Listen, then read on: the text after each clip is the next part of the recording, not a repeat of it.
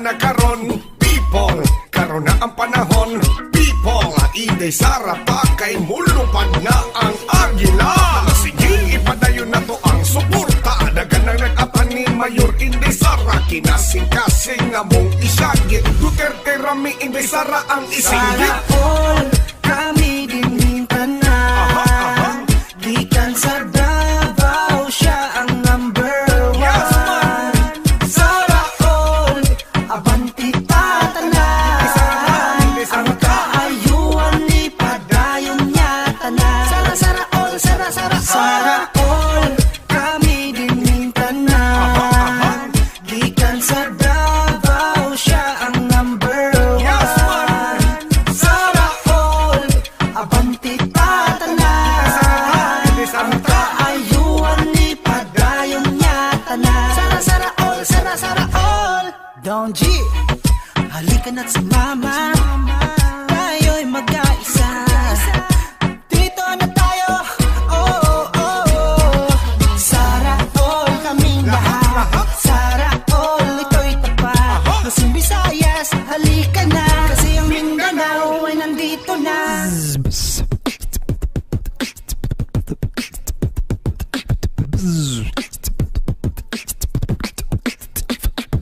Luzon, Visayas, Mindanao. Pangalan niya ating isigaw. Pag-ibig ang mangingibabaw. Simula pa lang no, kontragan Duterte na kami hanggang ngayon. Sara Duterte, Gabriel, pangalan mo sinisigaw ng Pilipino. Sa iyong pagtakbo kami nakasuporta. Sara all ang lahat para masaya. Sara all. Nandito na ang agila. Lilipad na. Magkaisa. Sara all, kami dinintan na. Gikan sa Davao, siya ang number one. Sara all, abanti tatanan. Ang kaayuan ni padayon niya tanan. Sara all, kami dinintan na. Gikan sa Davao, siya ang number one. Sara all, abanti tatanan. Ang kaayuan ni padayon niya tanan. Sara all.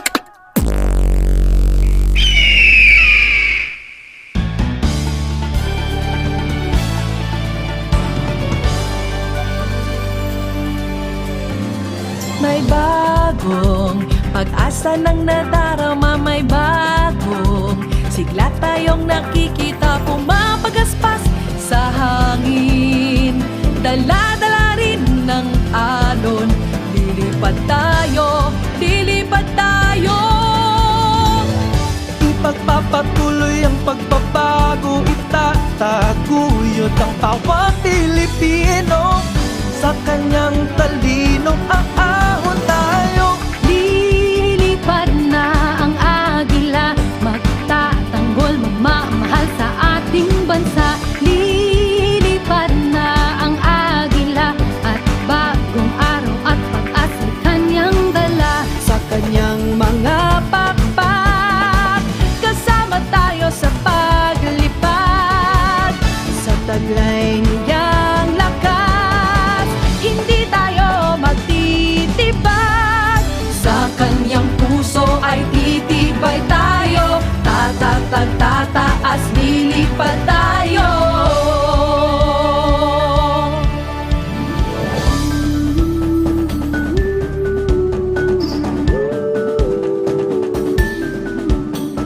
Lilipad na ang agila, pagbabago ay itutuloy niya.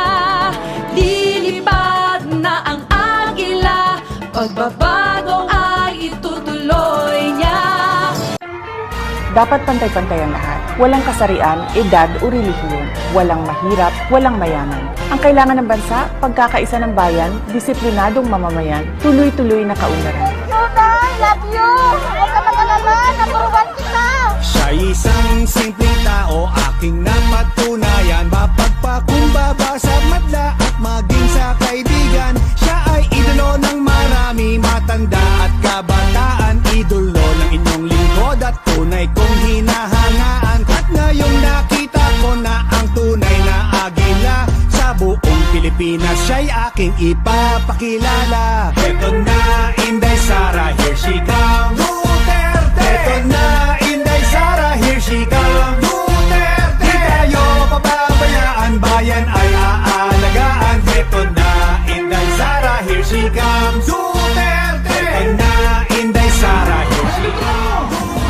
Eto na, Inday Sara, here she comes. Duterte! Di tayo pababayaan, bayan ay aalagaan. Eto na, Inday Sara, here she comes. Duterte! Assalamualaikum sa mga kapatid nating Muslim. Maayong buntag sa mga Bisaya. Marhay na aga sa Indogabos sa mga Bicolano.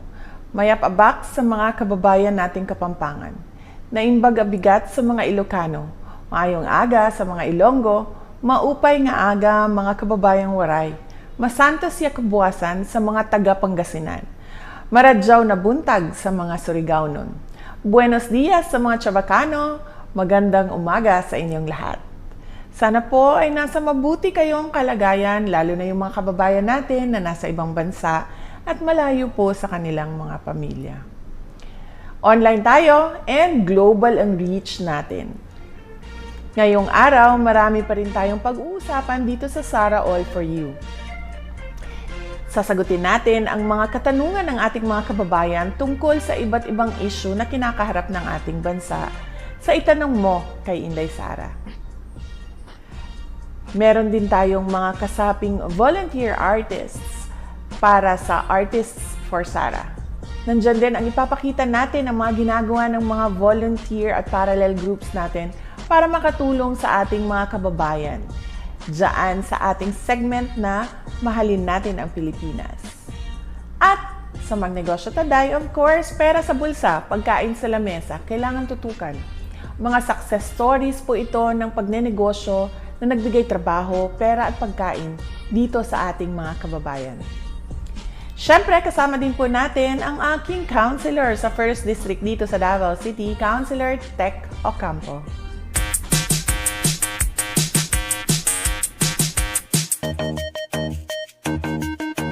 Ngayong umaga sa ating bagong segment na Itanong kay Inday Sara, pakinggan natin ang dalawa pang mga tanong ng ating kababayan tungkol sa iba't ibang usapin natin dito sa ating bansa. Ako po si Nani Papin, isang angkas rider. Gusto ko lang pong itanong kay Ma'am Inday Sara kung paano niya po muli mapapalakas ang ating ekonomiya. Maraming salamat, Nani Paping, sa tanong mo para sa akin. Mapapalakas natin ang ating ekonomiya, unang-una kapag iwasan na natin ang mga lockdown sa ating mga trabaho at negosyo dahil sa COVID-19. Pangalawa, mapapalakas natin ang ating ekonomiya kung maengganyo natin ang mga foreign investors na maglagay ng pera nila dito sa loob ng ating bansa. Unang-una, kailangan natin maging competitive sa ating mga kapitbahay dito sa Asia at kailangan mapababa natin ang cost of doing business ng mga negosyante dito sa ating bansa or at par o equal dito sa ating mga kapitbahay sa Asia. Ako si Mike Jason Soriano, isang civil security unit officer. Ang gusto ko pong itanong kay Inday Sara ay pagdating sa kapayapaan, anong plano niyang gawin para makamtan ito? Maraming salamat sa tanong mo, Mike Jason Soriano. Pagdating sa usaping kapayapaan, maraming pwedeng ma-share ang Davao City. Una sa peace and order, pangalawa sa peace building in communities. Sa peace and order, kailangan natin ma-emphasize sa ating mga kapulisan ang disiplina at integridad sa kanilang trabaho. Ito ang rason na sa loob ng isang termino ko as mayor ay 2 beses na deklarang Best City Police Office ang Davao City Police Office ng Philippine National Police. Pangalawa, peace building sa communities. Ang Peace 911 ng Davao City ay nakikipag-usap ng kapayapaan sa mga komunidad. Ito ang rason kung bakit nadeklara ang syudad na insurgency-free. O ibig sabihin nito, wala nang armadong New People's Army sa Davao City. Maraming salamat po sa inyong mga katanungan at sana'y nabigyan ko kayo ng tamang kasagutan. At bago tayo mag-break, shoutout muna po sa mga support groups natin. Salamat po sa inyong tiwala at suporta. Sara All, Super Inday, kay Inday Sara, Lilipad ang Pilipinas. Ang turo ng aking mga magulang sa aking pagtatrabaho, dapat pantay-pantay ang lahat. Walang kasarian, edad o relihiyon. Walang mahirap, walang mayaman. Ang kailangan natin, trabaho, edukasyon, mapayapang pamumuhay. Ang kailangan ng bansa, pagkakaisa ng bayan, disiplinadong mamamayan, tuloy-tuloy na kaunlaran. Ako si Inday Sara Duterte. Matibay ang puso na maglilingkod para sa mga Pilipino, para sa Pilipinas. Mahalin natin ang Pilipinas.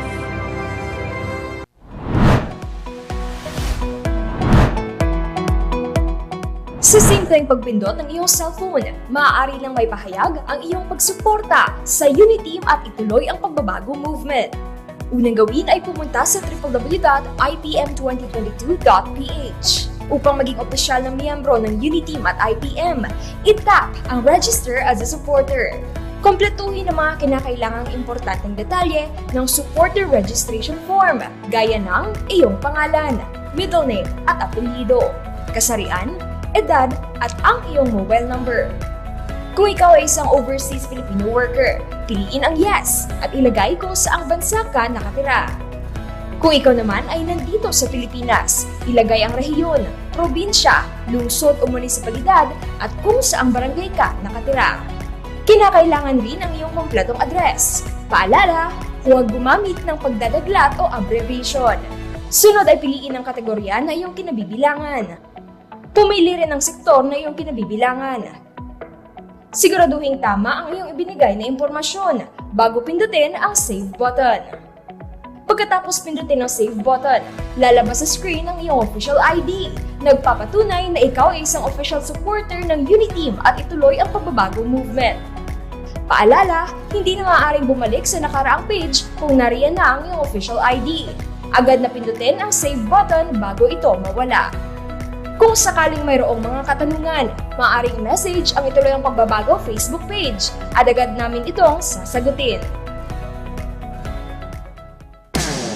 Lilipad na ang agila at bagong araw at pag-asa kanyang dala sa kanyang mga pakpak. Kasama tayo sa paglipad, sa kanyang puso ay titibay tayo.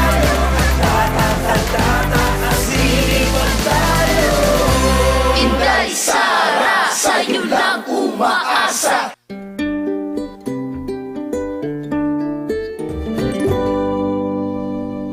Dito sa Magnegosyo Taday, pera sa bulsa, pagkain sa lamesa, tunghayan po natin ang kwento ng ating mga kababayan na nabigyan ng hanap buhay dahil sa proyektong ito. Saksihan natin kung paano sila nagtiyaga upang matulungan din ang kanilang mga mahal sa buhay.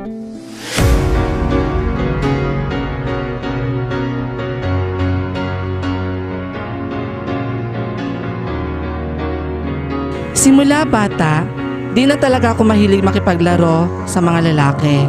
Masyado silang brusko, habang ako naman ay mahinhin. Doon ko nadiskubre na isa akong gay. Swerte ko lang at suportado ako ng aking mga magulang at mga kapatid. Ako po si Elmer Tabanay o mas kilala sa pangalang SA4U, Proud Transgender. Active member at officer po ako ng Kagandahan LGBT Organization o KALO mula pa noong 2019. Sumali po ako sa grupong ito upang matuto po ako ng mga karapatan ng mga LGBT. Dito ko rin narinig ang tungkol sa programa ni Mayor Sara Duterte na Rainbow Magnegosyo Taday. At dahil gusto ko makatulong sa aking pamilya, nag-apply po ako sa programa. Nakatanggap ako ng 10,000 pesos at dito ko po ginamit ang aking pera. Malaking tulong po ang financial assistance na aking natanggap mula sa programa ni Mayor Sara Duterte dahil nagpatuloy ang aming munting negosyo kahit na nagkaroon pa tayo ng COVID-19 pandemic. Hanggang ngayon ay nagtutulungan po kami na mapalago ito dahil dito po namin kinukuha ang aming mga pangangailangan. Gusto ko pong magpasalamat kay Mayor Sara Duterte dahil gumawa po siya ng programang Rainbow Magnegosyo Taday. Sana po ay magpatuloy pa ito at mas marami pa ang inyong matutulungan. Maraming salamat, Mayor Sara Duterte. Ang turo ng aking mga magulang sa aking pagtatrabaho, dapat pantay-pantay ang lahat. Walang kasarian, edad o relihiyon. Walang mahirap, walang mayaman. Ang kailangan natin, trabaho, edukasyon, mapayapang pamumuhay. Ang kailangan ng bansa, pagkakaisa ng bayan, disiplinadong mamamayan, tuloy-tuloy na kaunlaran. Ako si Inday Sara Duterte. Matibay ang puso na maglilingkod para sa mga Pilipino, para sa Pilipinas. Mahalin natin ang Pilipinas. Andyan sa puso natin yung hindi humuhusga sa ibang tao. Yun pong tao na handang tumulong, yung mga instrumentong ginagamit ni Lord, yun pong ililift up ako, yung magbigay ng encouragement. Marunong makisama kasi yung tao naman na nakakaharap mo araw-araw, kung maganda yung pakikitungo mo, babalik din sa'yo lahat ng kagandahan na ginawa mo para sa kanila. Ako si Inday Nila, person with disability. Aalagaan ka. Ako si Inday Lai, sasamahan kita. Ako po si Inday Jane, handang maglingkod, isang Inday. Inday will always love you.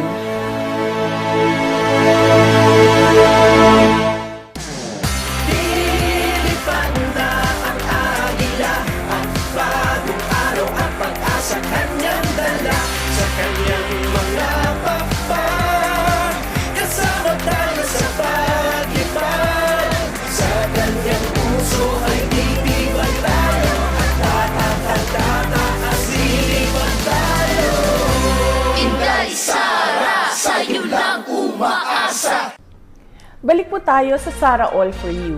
Shoutout muna po sa mga grupong sumusuporta sa atin. Sa Inday Sara Duterte ako o ISDA. Inday Sara ikalawang Pangulo ng Pilipinas o Isip Pilipinas. Sara tayo.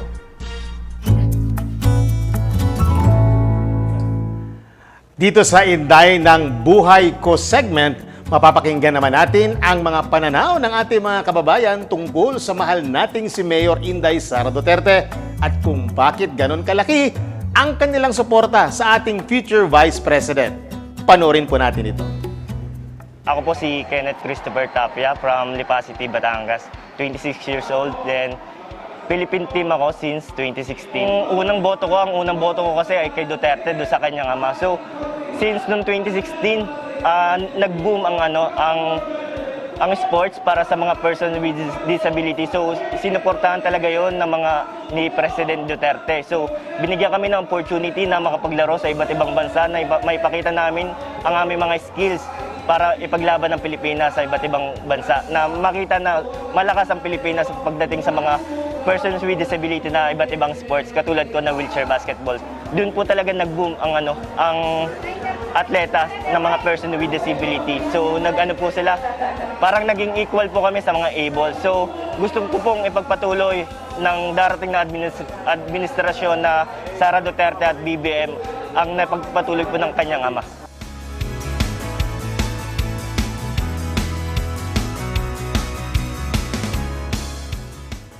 Ako po si Placido Paor, isang blind.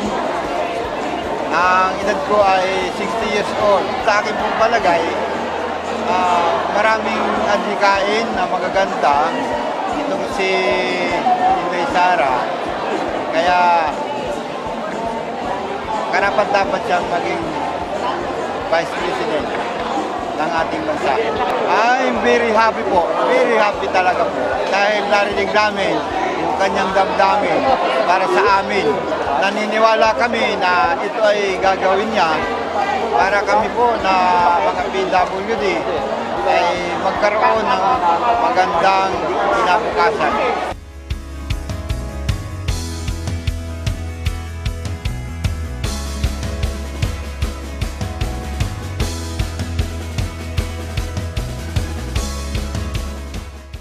Ako po si Jerry Abihero, isang bus driver. Si Inday Sara po, maganda po ang nagawa niya dito sa Davao City at saka walang mga masasamang loob na na nag-stay dito. Tsaka magandang pamamalakad dito sa Davao City. So malinis din yung kapaligiran. Si Mayor Sara po, napakabait po at saka matulungin po sa kapwa. Dahil si Mayor Sara lang ang nakikita ko na karapat-dapat sa posisyon na yan na maging Vice President.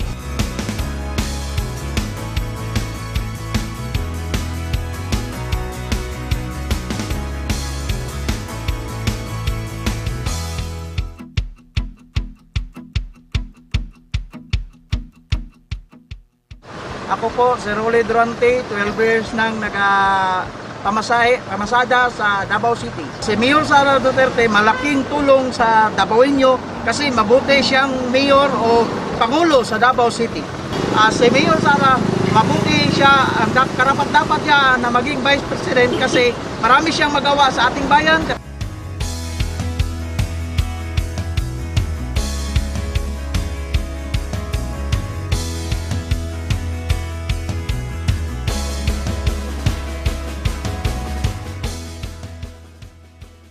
Ako po si Julie Malot, matagalan driver sa taxi dito sa Davao. Si Inday Sara ay mabait at saka matulungin sa taga Davao. Ang dami, peace and order. Saka yung mga tulong-tulong na ngailangan ng mga tao. Ang bilis po ng oras, pero bago tayo magpaalam, shoutout muna sa mga groups na patuloy ang suporta sa atin. Marcos Sara Duterte Alliance o Masada, Inday Cares, at iba't ibang BBM Sara Unity Chapters sa buong mundo. Paalala po, huwag kampante dahil nandyan pa rin ang COVID-19 virus. Tandaan, ang pag-iingat ninyo ay pag-iingat din para sa pamilya ninyo. Ako si Sara Duterte, kasama ang Councilor sa 1st District ng Davao City, Tech Ocampo, at ito ang Sara All for You. Sukran, mahalin natin ang Pilipinas.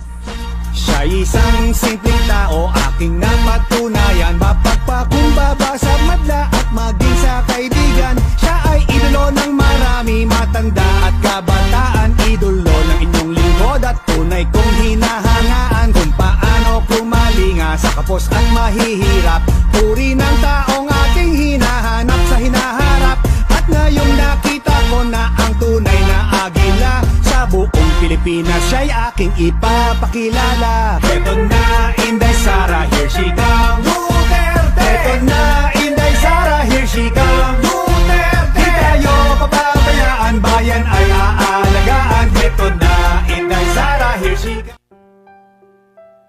Sara Zimmerman Duterte is a Filipino politician and lawyer. She is popularly known in the Philippines as Inday Sara. The nickname Inday means beloved in the Visayan language. In her baptism records, her name is Sara Vicenta, in honor of her grandfather, Vicente. She is the second child of Rodrigo Roa Duterte, the 16th President of the Republic of the Philippines, and Elizabeth Zimmerman Duterte, a former flight attendant and teacher. Sara is the first ever elected woman and the youngest vice mayor and mayor of Davao City. Her life is profoundly backdropped by her family's long history in politics and public service. Her socio-political acumen and leadership skills have been sharpened by the Duterte family's tradition of working in the government and serving the people. Sara's grandfather, lawyer Vicente Tete Gonzales Duterte, was governor of the then undivided Davao province from 1959 to 1965. For 3 years, starting 1965, he served as the Secretary of General Services of former President Ferdinand Marcos. Before this, he served as acting mayor of Cebu's municipality of Danao from 1946 to 1948. Sara's Lolo Tete was a man remembered by many for his humility and magnanimity. Her grandmother, Soledad Gonzales Roa, was an educator who established a foundation in Davao City that served indigenous people's children needing education. On the other hand, Sara's maternal ancestry provided her with an acute understanding of the heart of the working class. Her maternal grandfather, Godofredo Baldazo Zimmerman, was the son of George John Zimmerman, a German-American missionary, and Cristita Baldazo, who hailed from Hilongos, Leyte. Her lolo Godo worked his way up from crew to ship captain. Sara's grandmother, Purissima Puring Fortunado Abellana, was an exuberant popular vendor in Davao City's Bangkerohan and Manila's Baclaran markets. Puring's roots are traced back to Tuburan, Cebu, and is said to be a putative descendant of Hari Tupas, the son-in-law of Hari Humabon. Before politics, Sara had a brief stint as a court attorney in the Supreme Court of the Philippines in 2006. She then served as vice mayor from 2007 to 2010 and was elected mayor in 2010 in what is now known as the biggest landslide election victory in the history of Davao. Although a newcomer in 2007, Sara demonstrated transformational leadership skills among the members of the City Council. Her colleague, the veteran legislator Pilar Braga, described her as a firm, principled, tactful negotiator, pacifier, and fearless administrator.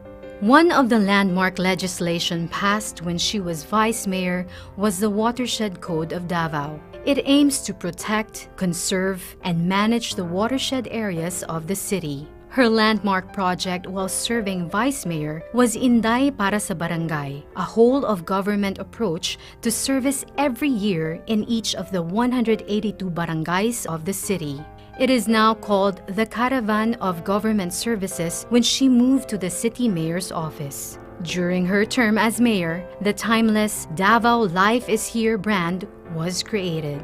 It propelled Davao City's image as a desired market and destination for investment and tourism events, including the meetings, incentives, conference, exhibitions market. As a neophyte mayor in 2010, she easily gained the trust of Region 11 economic pillars. Then President Benigno Simeon Aquino Jr. appointed her as chairperson of the Regional Development Council. The RDC under her leadership made notable accomplishments that propelled the region. She was also selected as a NEDA Board Regional Development Committee Mindanao Area Committee chairperson. During her first full year as RDC chairperson, Davao Region's gross-regional domestic product expanded from 3.9% in 2011 to 7.1% in 2012. Because of this notable accomplishment, Sara was lauded by Joey Salceda, a prominent economist and well-respected member of the House of Representatives, as someone with an enlightened leadership style and sophisticated economic thinking. Under Sara's leadership, Davao City soared to greater heights and emerged as a premier city in Mindanao. For the short period of 2011 to 2013, Davao City received 36 awards, citations, and recognitions for good governance, business, tourism, health, environment, fiscal management, transparency, among others. Sara served as a regional officer of the National Movement of Young Legislators in 2007 to 2010 and served as officer in the National Executive Board of the League of Cities Philippines in 2010 to 2013. At this point, she already figured in the early surveys for senators in the 2013 elections, even if she was underage. In 2013, Sara took a respite from politics, devoting her time as one of the partner lawyers of Carpio and Duterte lawyers. She passed the pre-judicature program of the Philippine Judicial Academy in preparation for her plans to join the judiciary. Her desire to continue serving the public led her to be involved in a non-government organization, and in 2014, she was elected to the Board of Governors of the Philippine Red Cross. On the side, she worked on various product endorsements and as a segment host for a local morning news show on GMA Network. Her hosting job gave her the opportunity to volunteer, deliver relief, and report firsthand on the damage and the needs of the Boholanos during the 2013 earthquake. In 2016, Sara re-entered local politics and ran for mayor. She and her mother Elizabeth, who was in between cancer treatments, embarked on a national bus caravan called Biyaheng Duterte to help campaign for President Duterte. They were joined by some members of the family and Sara's friends and classmates from high school. Fresh from the success of the bus campaign, the centerpiece of her mayoral comeback was called Biyaheng Duterte, a political agenda guided by 30 projects for 10 priority sectors: education, health, poverty alleviation, infrastructure development, solid waste management and environment, agriculture, investment and tourism, traffic and transportation management, disaster risk reduction and management, and peace and order. As a believer of continuity, Sara's 2019 mayoral re-election bid was anchored on the 2016 platform, but this time called Biyaheng Duterte, the second trip. Sara relentlessly pursued peace and progress in her administration. As a result, she was able to lift Davao City to a stellar national status with 117 awards, citations, and recognitions from March 2017 to December 2021. Davao City is included on the 2021 Top 10 Richest Cities of the Philippines of the Commission on Audit. And in the same year, Davao City was ranked the 4th most competitive, highly urbanized city by the Department of Trade and Industry. At the end of calendar year 2022, Davao City is expected to be debt-free. At the start of 2016, when she returned as mayor, Davao City's loan balance was in the amount of 1.3 billion pesos out of all loans contracted by the city during the years 2000, between 2005 and 2010, and in 2015. Loan repayments have been consistently provided for in the budget. For the year 2022, the amount of 46.7 million pesos has been made available for the final repayment, making Davao City debt-free. During her terms as mayor between 2016 and 2022, she played supporting roles to the Regional Development Council and the Regional Peace and Order Council. Sara accepted the challenge of the appointment as chairperson of both the Metropolitan Davao Coordinating Committee under the RDC and the Task Force Tuganay of the RPOC. Both committees are trailblazing peace and development initiatives in Region 11. The Metro Davao Committee lists as an accomplishment the House of Representatives and Senate approval of the creation of Metropolitan Davao Development Authority. Sara has been recognized both here and abroad for the work that she has done as local chief executive. In 2012, she was one of the 88 nominees to the prestigious World Mayor Awards and one of the only 2 Filipino mayor nominees. In 2021, she was selected as the Philippines' top-performing mayor with a rating of 93% by an independent and non-commissioned survey of the RP Mission and Development Foundation, Incorporated. It was a feat achieved in the time of the crushing COVID-19 pandemic. Foreign governments have also recognized Sara for her work, generously supporting and inviting her to learn from their countries. She was one of only 2 Philippine mayors invited in 2012 by the government of Israel to attend the 28th International Mayors Conference. In that same year, she also participated in the World Mayors Forum in Singapore. In 2018, Sara participated in an urban planning study tour in the cities of Tokyo and Kitakyushu with the Japan International Cooperation Agency. And in 2020, she attended the 88th Winter Meeting of the United States Conference of Mayors in Washington, D.C. Sara is an alumna of the International Visitors Leadership Program of the U.S. State Department.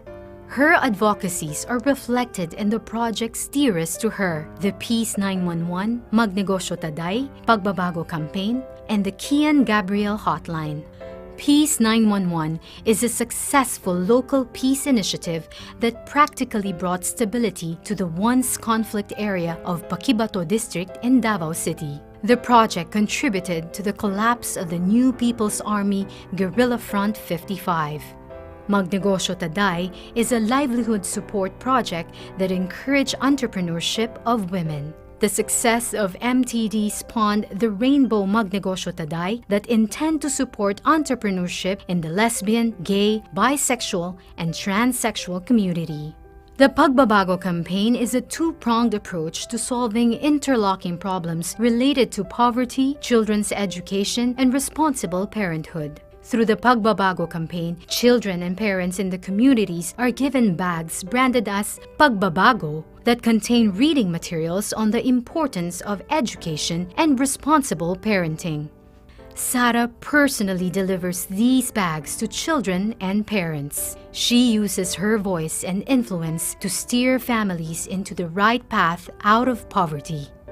The Kian Gabriel Hotline was created to allow anonymous reporting of child neglect and abuse that paved the way to rescue children in distress. The hotline was created in memory of 2 children in Davao City who died because of abuse. Since its operationalization in October 2016 and as of January 2022, no child has died at the hands of abusers in the city. In 2018, Sara led the creation of Hugpong ng Pagbabago, a region-wide political party aimed at creating a strong, peaceful, and developed region that can become a symbol of hope for our country's progress. Just like in 2016, she also went around the country in 2019, but this time on her favorite big bike, a 900cc Yamaha XSR, she fondly named Ella to help campaign for senator candidates. In November 2021, Sara took her oath as a member of the Lakas Christian Muslim Democrats National Party. Sara is currently the chairperson of both the HNP and Lakas CMD.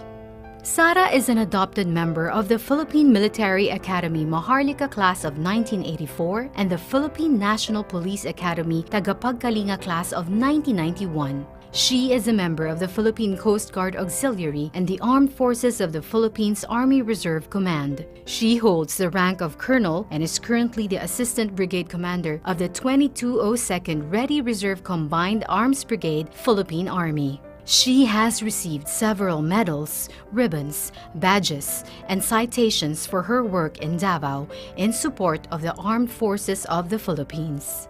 She also received a presidential award from former President Benigno Simeon Aquino Jr. and the Philippine Commission for the Urban Poor in December 2011. And in August 2021, Sara was celebrated by Asia Pacific Luminaire Awards as someone who has contributed to the creation of a brighter future.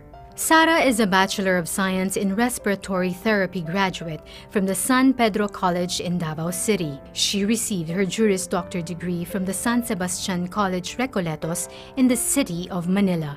She was presented as one of the 30 most outstanding St. Augustine awardees of San Sebastian in January 2014 and was granted by the San Sebastian College of Law the Distinguished Alumna Award for Public Service in February 2020. She also received the Distinguished Woman of Service Award from the San Beda College Alumni Association in February 2011. Sara spent 4 years of law school at the San Beda and her final year in San Sebastian. Sara is a graduate in 2011 of the twin program of the Armed Forces of the Philippines Command and General Staff College, General Staff Course, and the Development Academy of the Philippines, Master of Public Management. Sara is blessed as an adopted member of the Ate tribe of Davao City in 2013. She was given the name Bio Simulun. She is also an adopted daughter of the province of Camarines Sur and the city of Tangub, and in 2019, she was blessed as an adopted daughter of the province of Abras Tingyan tribe, given the name Dulimaman, which was inspired from the courageous heroine in the tribe's epic Wadagan Ken Dulimaman. Sara was once involved in an infamous punching incident of a court sheriff in 2011. She has twice publicly apologized for what happened and was suspended by the Department of the Interior and Local Government and reprimanded through an administrative case.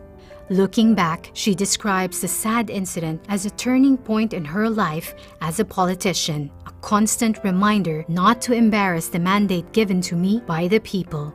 She now considers herself the best person to talk about peace because she was once a national face of rage. Meanwhile, Sara has a collection of photos of herself with facades and altars of numerous Catholic churches taken during her travels all around the country. She is keenly interested in the architecture and history of Catholic churches, believing that each reflect the faith of the people and the uniqueness of the towns where these churches are built.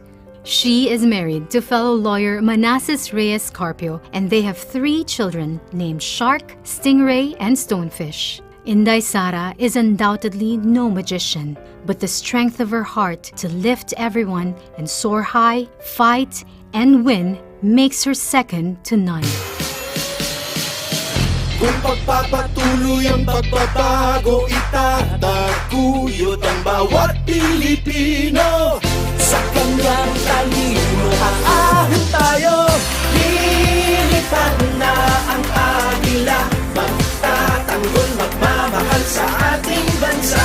Lilipad na ang agila, at bagong araw at pag-asa kanyang dala.